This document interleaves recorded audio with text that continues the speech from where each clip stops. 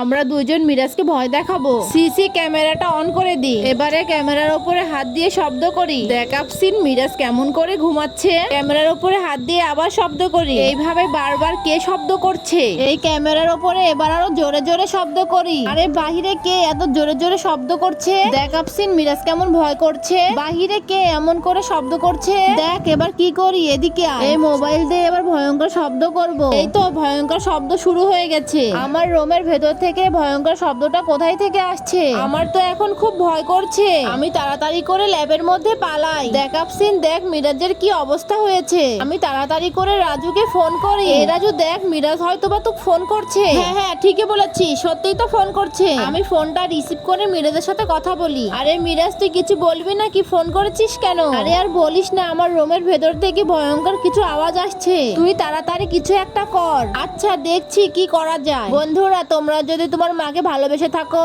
আর এই ছবিটিকে সুন্দর মনে করে থাকো, তাহলে ভিডিওটিকে লাইক করে চ্যানেলটি সাবস্ক্রাইব করে দাও।